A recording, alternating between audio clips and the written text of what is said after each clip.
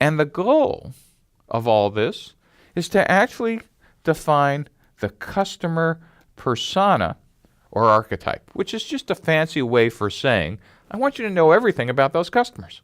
So what could be everything? So at the end of the day, not only do you know about the pains and gains of these customers, but you specifically know who they are.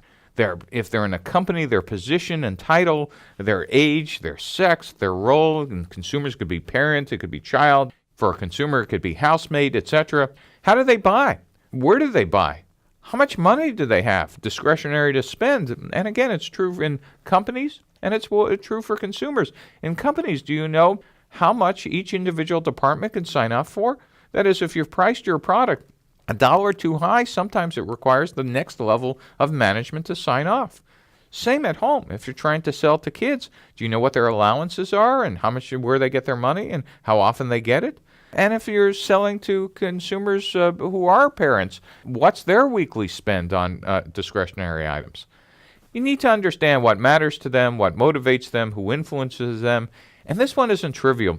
The influences them, you're going to go back to this when you do customer relationships later, and it'd be great if you actually knew how to reach these people and what buttons to push when you do. And so if you start asking these questions when you're starting to talk to them, trying to define them, it makes spending for marketing and demand creation, that is for customer acquisition and activation, incredibly easy because you already asked them up front, how would I get you to buy this? So marketing doesn't become some mysterious process later on.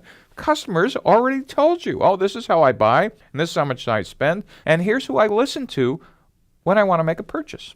As I said earlier, to me the goal is actually for you to know enough to confidently go up to a whiteboard and draw the day in the life of a customer.